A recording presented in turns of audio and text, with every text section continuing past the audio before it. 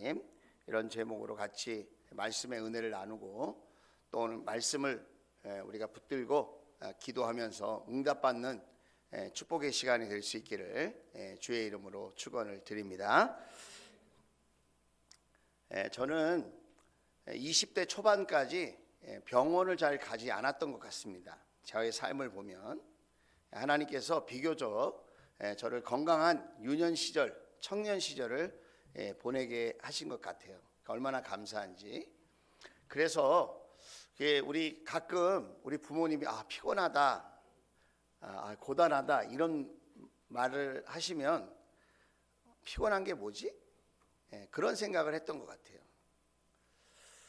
그런데 제가 20대 중반에 이제 군 입대를 하게 됐습니다. 군 입대를 했는데 제가 행군을 하다가 너무 목이 말라가지고 논에 된 물 있잖아요.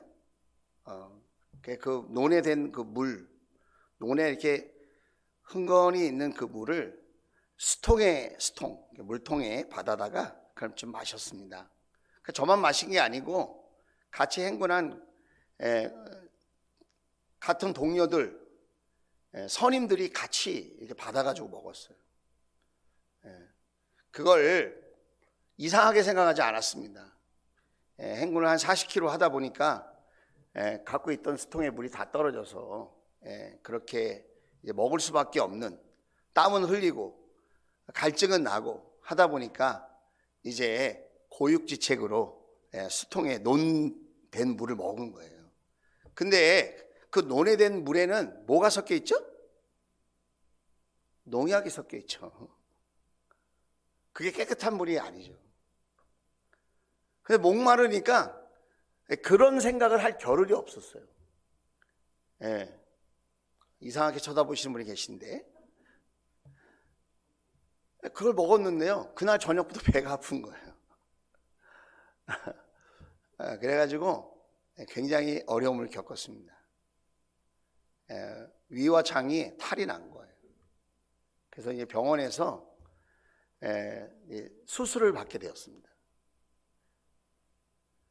근데 여러분도 아시다시피 뭐 지금도 그렇게 좋은 시설은 아니지만 제가 군생활 했을 때에 뭐 옛날 얘기해서 죄송한데 더 어르신들도 계신데 하여튼 수술실로 들어가는데 그게 무슨 이상한 군용 텐트 안에 수술 장비를 마련해 놓고 야전병원이죠. 그야말로 야전병원. 그래서 거기 이제 들어가서 수술을 받는 겁니다. 기도가 절로 나오더라고요. 주여 살려주십시오. 이런 기도가 저절로 나오는 거예요. 그리고 수술을 받았습니다. 하나님의 은혜죠. 그런데 수술을 받았는데 사람 몸이 얼마나 참 신기하냐면 몸에 염증이 0.001%만 있어도 살이 아물지 않습니다. 깨끗하게 소독이 돼야, 염증이 없어야 그게 이제 아물기 시작하는 거예요. 그런데 군대 그 수술 도구 중에 깨끗하지 않은 게 있었던 것 같아요. 그래서 수술을 받았는데 그 꼬맨 자국이 아물지 않는 거예요. 그래서 오랫동안 고생을 많이 했습니다. 그러면서 느낀 게 뭐냐면, 전에는 제가 육체를 의지한다고 말은 하지 않았지만 젊음이라고 하는 제 육체를 의지했던 것 같아요. 아무리 피곤해도 하룻밤 자고 나면 개운해지고, 또 밤새서 이런저런 일을 해도 뭐 하루만 지나면 몸에 활력이 넘치고, 그러니까 뭐 피곤하다 고단하다 이런 생각을 해본 적이 별로 없는 것 같거든요. 근데 제가 수술을 받고 몸도 이렇게 한순간에 먹는 것에 의해서 관리를 잘 못해서, 내가 주의를 기울이지 못해서 몸이 아플 수 있다는 걸 알게 된 거예요. 제가 육체는 신뢰할 만한 것이 아니다. 여러분 아시죠? 세월을 이길 장사가 있다 없다? 없어요. 세월을 이길 만한 장사가 없어요. 그 어떤 사람도 아무리 자기가 운동을 많이 해도 세월 앞에서는 다 연약해지기 마련이거든요. 정도의 차이가 있을 뿐입니다. 육체는 신뢰할 만한 것이 못 된다 이거예요. 자기가 최선을 다해서 관리도 하고 노력도 하고 식습관이라든가 운동이라든가 이런 거 할 필요가 있습니다. 있지만 완전하지 않다는 거예요.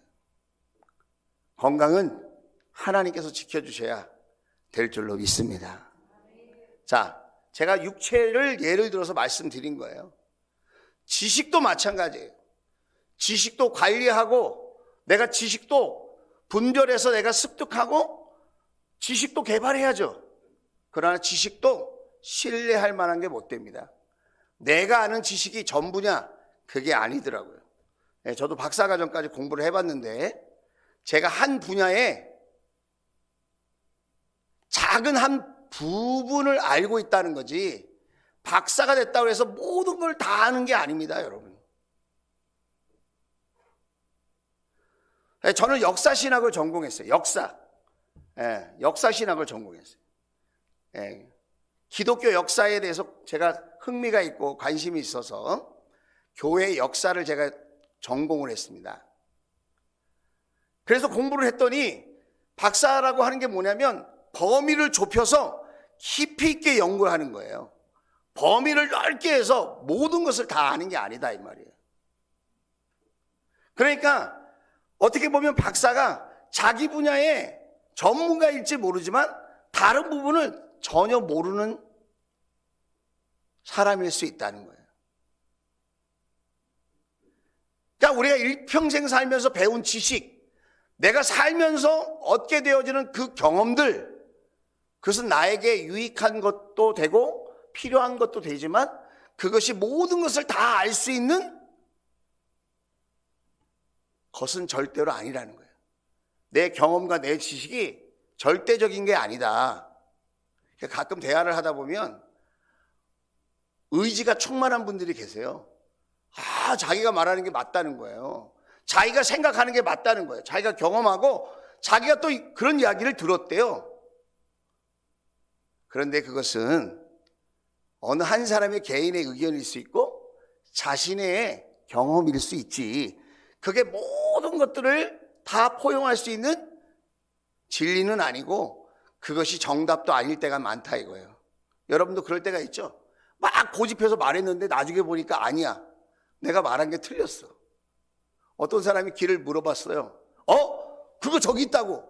그래, 확신에 차서 그쪽으로 가라고 얘기했는데 헤어지고 나서 걷다 보니까 거기가 아닌데 잘못 알려준 적이 있어요. 그럼 그 사람은 거기 가서 욕할 거 아니에요? 엉터리로 저렇게 확신에 차서 알려줬다고 얼마나 욕을 하겠어요. 자, 지금 제가 무슨 얘기를 하고 있는 거죠? 육체도 신뢰할 만하지 못하고 내가 아는 지식이나 경험도 신뢰하지 못하다 이거예요. 자, 그러면 여러분이 갖고 있는 돈은 신뢰할 만할까요? 돈은 필요합니다. 돈은 많을수록 좋아요. 그렇죠? 그러나 그것이 나의 삶의 절대적인 행복의 조건은 되지 못한다 이거예요. 돈이 많아서 더 두렵고 걱정이 많고 불안한 사람들이 있다는 걸 아셔야 돼요. 아예 적게 갖고 있기 때문에 근심 걱정이 없어. 뺏길 게 없거든. 잃을 것도 많이 없어요. 많이 갖고 있으면 더 겁이 나고 두려워요. 이걸 어떻게 지켜야 될까? 이것을 어떻게 더 유지해야 될까? 이런 생각을 하다 보니까 자기도 모르게 물질을 관리하고 청기가 돼서 사용하는 게 아니라 물질에 쫓겨서 물질에 매여서 물질의 노예로 살아가는 사람들이 있다는 거예요. 물질이 많지 않았더라면 형제간에 우애 있게 지냈을 텐데 물질이 많아서 형제간에 다투고 싸우는 집이 많다는 걸 여러분이 아셔야 됩니다. 그래서 여러분, 물질이 많거나 적거나 물질의 주인은 내가 아니라 하나님이시다. 할렐루야. 물질을 신뢰하면 안 됩니다. 자, 지금 제가 쭉 얘기했어요. 건강도 지식도 물질도 신뢰할 만한 것이 되지 못한다 이거예요. 우리가 사용을 잘하면 좋은 것들이지만 그러면 우리가 절대적으로 신뢰해야 될 것이 무엇이냐? 하나님이시래요. 하나님. 우리 인간의 생사화복을 주관하시고 우리의 불행을 결정하시는 분, 지금도 살아서 시퍼렇게 저와 여러분의 모든 일상생활을 보고 계시고 듣고 계시고 동행하고 계시는 그 하나님, 그 하나님이 절대자이시고 그 하나님이 창조주이시고 그 하나님이 생명의 주관자이시고 그 하나님이 모든 것을 부욕해 하시는 주인 되시는 하나님이신 줄로 믿습니다. 그래서 우리가 살다 보면 결핍을 느낄 때가 있어요. 결핍, 건강의 결핍, 물질의 결핍, 지식의 결핍, 삶의 이런저런 결핍을 우리가 맞닥뜨리고 그것 때문에 아파하고 힘들어할 때가 있다는 거예요. 하나님이 저와 여러분을 사랑하셔서 이 땅에 존재하게 하시는데 왜 우리는 이렇게 결핍을 경험해야 할까? 그 결핍을 통해서 우리는 인간이 얼마나 연약한지를 깨닫고 하나님을 절대적으로 의존하여 살아갈 수밖에 없는 인생이라고 하는 것을 깨닫게 하신다. 제가 만약에 결핍이 없었더라면 하나님을 찾았을까요? 하나님이 저를 사랑하신다고 해서 그 사랑을 제가 받아들였을까요? 나는 하나님 없이도 얼마든지 잘 살 수 있어. 하나님이 도와주신다고? 하나님이 안 도와주셔도 내가 원하는 대로 다 되는데, 내가 원하는 대로 할 수 있는 힘이 있는데 굳이 내가 왜 하나님을 의지하고 하나님 말씀 때문에 내가 고개를 숙여야 되고 순종해야 돼? 하나님을 찾을 인생이 없다는 거예요.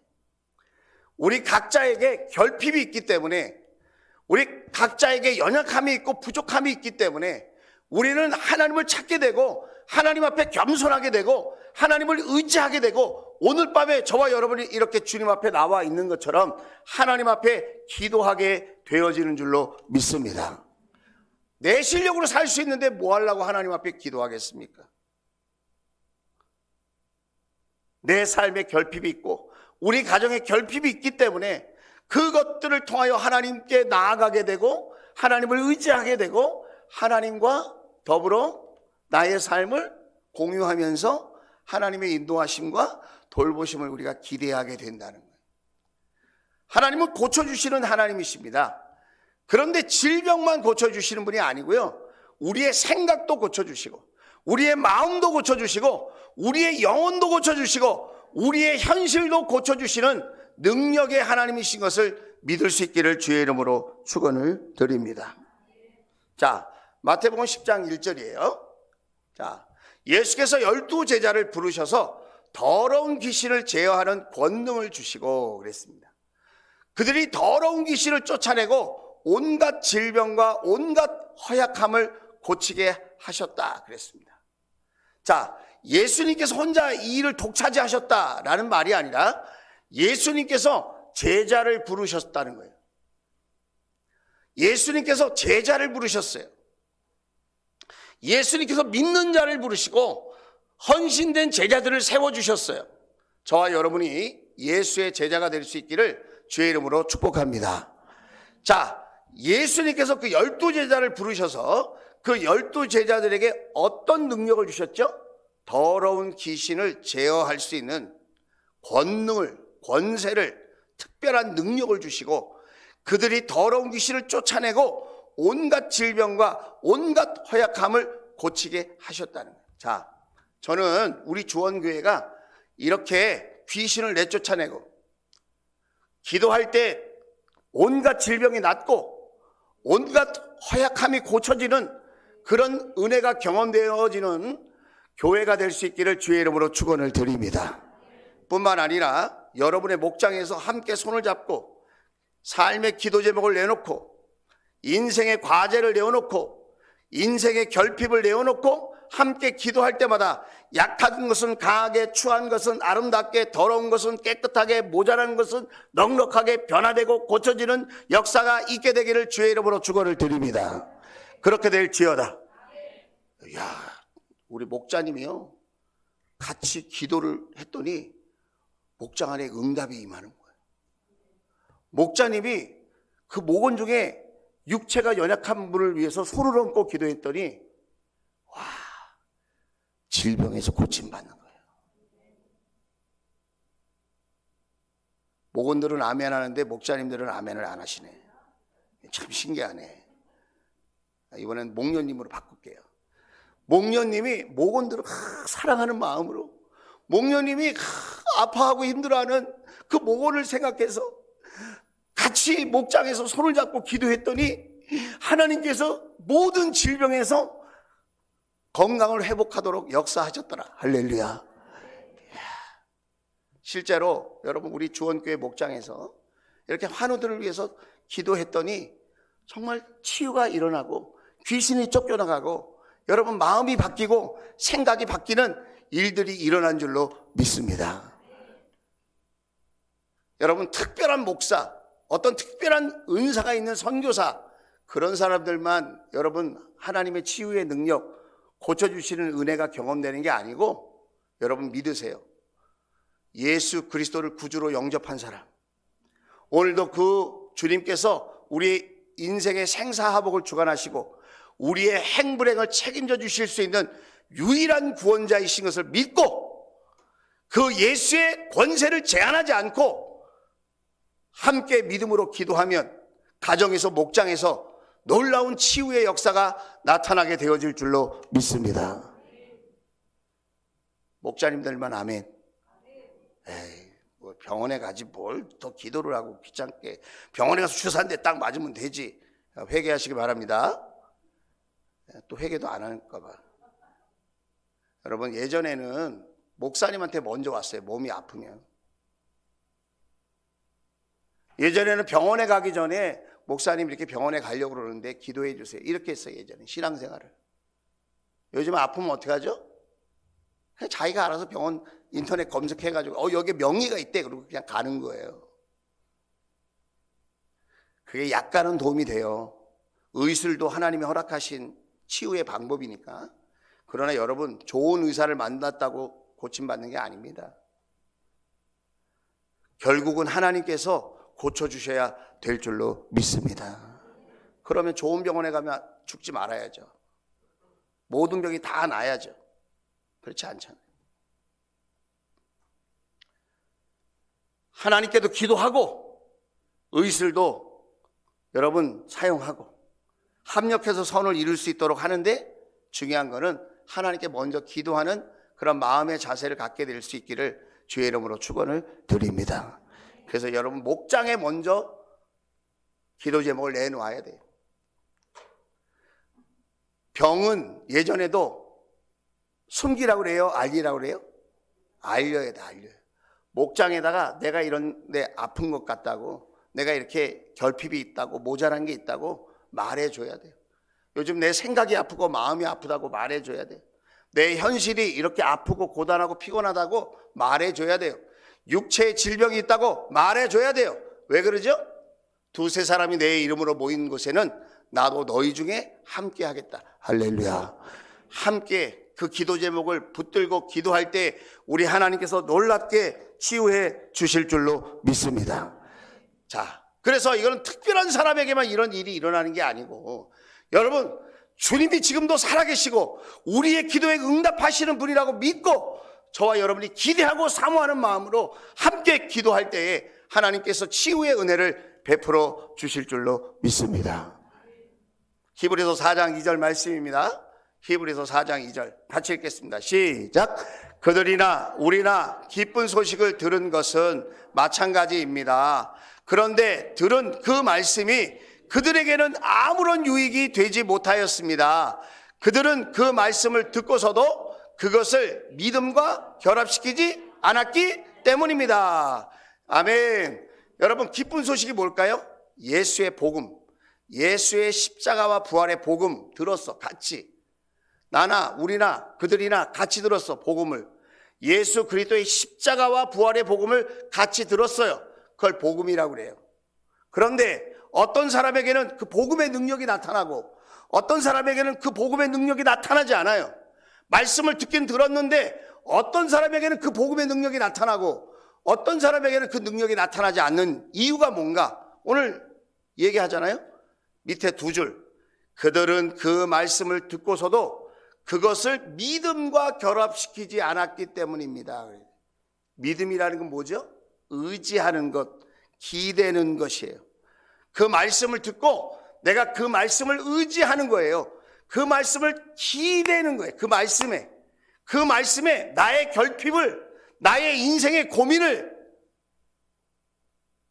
나의 부족함을, 나의 모자람을 그 말씀을 붙들고 그 예수의 복음을 붙들고 믿음으로 기대는 거예요. 그 말씀에.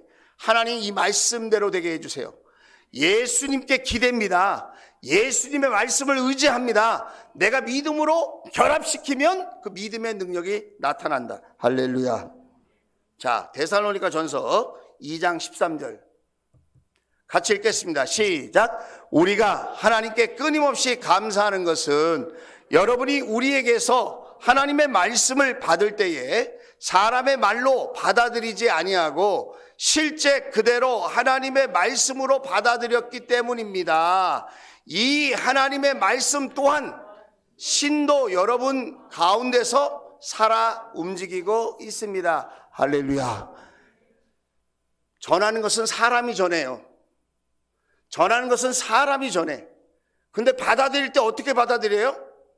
저것은 저 사람의 말이 아니고 누구의 말로 받아들인다고요? 하나님의 말씀으로 받아들인다는 거예요. 여러분, 전하는 사람도 잘 전해야 됩니다. 그런데 중요한 것은 듣는 사람도 잘 들어야 합니다. 이것이 사람의 개인 의견인가? 성경의 말씀인가? 이것이 예수님이 하신 말씀인가? 사람이 한 말인가? 사람의 철학이나 지식이나 경험인가? 성경 말씀의 진리인가? 여러분 그걸 분별해서 들으셔야 돼요. 제가 가끔 예화를 들을 때 걱정이 되는 게 있어요. 성경 본문 말씀은 하나도 생각 안 하고 예화만 기억하고 돌아가는 게 아닐까? 제가 오늘 생명의 삶을 했습니다. 생명의 삶을 했는데 지난 주일 말씀 중에 어떤 말씀이 기억이 나셨어요? 그래서 얘가 여쭤봤어요. 그랬더니 그분이 이렇게 얘기했어요. 목사님이 예화를 들려주셨잖아요. 어떤 사람이 교회에 찾아와가지고 너 나 사랑해 안 해? 그 예화 든 걸 생각하고 그걸 얘기를 하시더라고요. 자기도 이렇게 곤란하고 난처할 때가 있다는 거예요. 사랑할 수 없는 사람을. 그래서 사랑할 수 없는 사람을 사랑하기 위해서 나는 너를 사랑할 수 없지만 내 안에 계신 예수님이 너를 사랑하라고 명령하신다. 그 말이 생각나서 자기도 그렇게 사랑하려고 노력하고 있다는 거예요. 직장생활 하면서. 고맙더라고. 그런데 예화는 잘 기억하셨는데 성경 본문 말씀이 어디인지 몰라. 너무 안타깝더라고. 여러분, 예화는 성경 말씀을 돕기 위해서 하는 거예요. 예화도 기억해 주시면 감사하지만 더 감사한 거는 하나님의 말씀을 기억할 수 있기를 주의 이름으로 축복합니다. 하나님의 말씀을 기억해야 돼요. 여러분, 사람의 말로 받지 말고 이것은 주님이 하신 말씀이지, 이것은 하나님께서 하신 말씀이지, 하나님의 말씀으로 받아들일 때 여러분 그 말씀이 내 안에, 내 영혼 속에, 내 인생 속에 살아 움직이는 능력의 말씀이 되어질 줄로 믿습니다. 그래서 여러분, 우리 삶에 이렇게 결핍이 많은데 우리 하나님께서는 특별히 말씀으로, 우리 주님께서도 말씀으로 이렇게 질병을, 우리 인생의 결핍을 고쳐주시는 것을 보게 되어집니다. 그래서 예수님은 말씀으로 고쳐주시는데 마태복음 8장 16절 말씀 한번 볼게요. 자, 마태복음. 자, 같이 읽겠습니다. 시작. 날이 저물었을 때에 마을 사람들이 귀신 들린 사람을 많이 예수께로 데리고 왔다 그랬습니다. 예수께서는 말씀으로 뭘로 귀신을 쫓아냈어요? 말씀으로 귀신을 쫓아냈다. 또 병자를 모두 고쳐주셨다. 단서가 뭐예요? 말씀으로 그렇게 하셨다. 말씀으로. 여러분, 말씀으로 우리의 결핍을 고쳐주시는 것을 믿을 수 있기를 주의 이름으로 축원을 드립니다. 그래서 아무리 힘들고 어려운 성도님이 계셔도 신방을 가잖아요. 그러면 뭐부터 해요? 예배부터 드립니다. 그리고 뭘 전해요? 하나님의 말씀을 전합니다. 왜 그렇죠? 말씀이 결핍을 채우고 귀신을 내어쫓고 문제를 해결하고 질병을 고쳐주는 여러분 힘과 능력이 되어지는 줄로 믿습니다. 사람이요, 자기가 막 사는 것 같지만 그렇게 살게 하는 원동력이 여러분 말씀이에요. 말씀. 그 사람의 내면을 움직이고 마음을 감동시키고 그의 영혼을 힘있게 하는 것이 하나님의 말씀이에요. 하나님의 말씀으로 잘 받아들이는 사람에게 놀라운 변화와 치료와 회복의 역사가 일어나게 되는 줄로 믿습니다. 야고보서 5장 15절이에요. 자, 야고보서 5장 15절. 자, 같이 읽겠습니다. 시작. 믿음으로 간절히 드리는 기도는 병든 사람을 낫게 할 것이니 주님께서 그를 일으켜 주실 것입니다. 또 그가 죄를 지은 것이 있으면 용서를 받을 것입니다. 그랬어요. 여러분, 믿음으로 간절히 기도한다는 말이 뭐예요?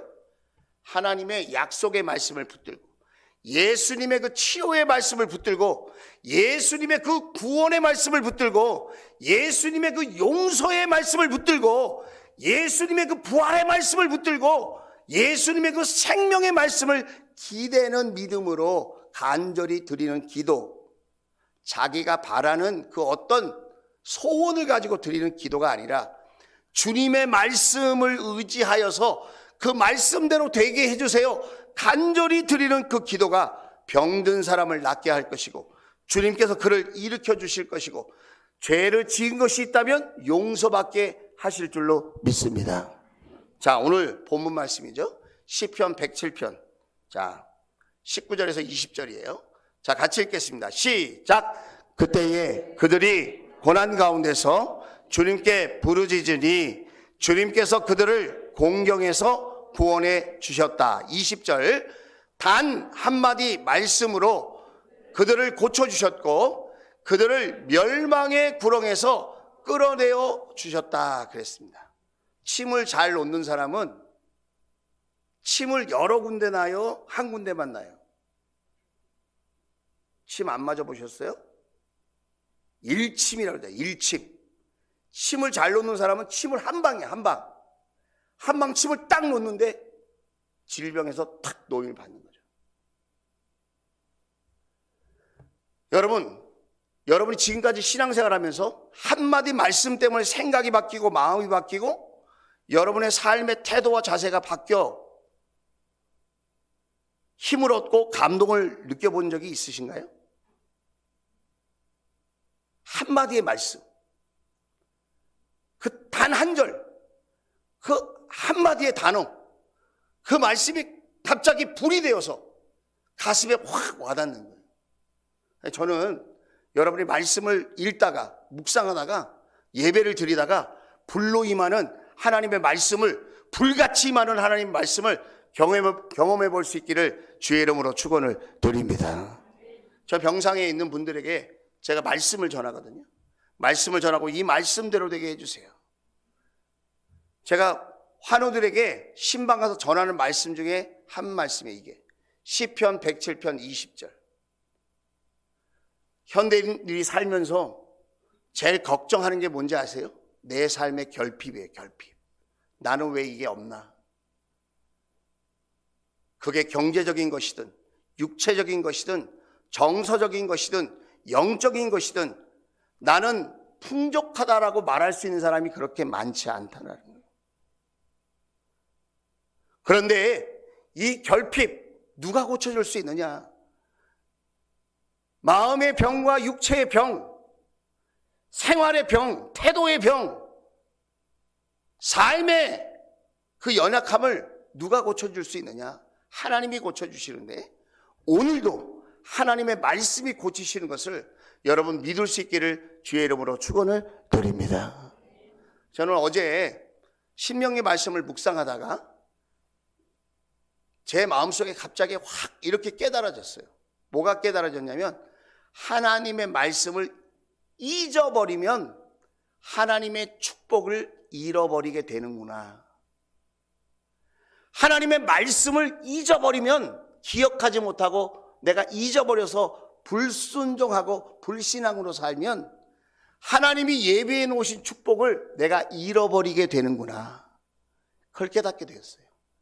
야, 하나님의 말씀이 이렇게 중요한 거구나. 하나님이 불순종하면 벌 받을 거야? 그렇게 겁주려고 그 말씀을 쓰신 게 아니고, 하나님의 말씀을 잊지 마라. 사랑으로 준비한 그 말씀을 붙들어라. 저 좋은 환경에 가더라도 하나님 말씀을 붙들고 살아라. 하나님 말씀을 기억하지 못하면, 잊어버리면 하나님이 예비해 놓으신 축복을 너희가 잊어버리게 될 거야. 하나님이 우리를 사랑하셔서 주시는 말씀이구나. 저는 그렇게 깨달아졌어요. 그 말씀을 탁 붙들고 잊어버리지 말아야 되겠다.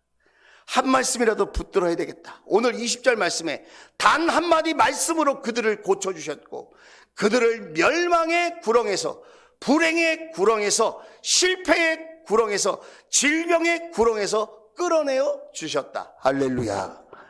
여러분, 하나님의 말씀을 우리가 붙들 때에 우리는 고쳐주시는 하나님을 만나게 될 줄로 믿습니다.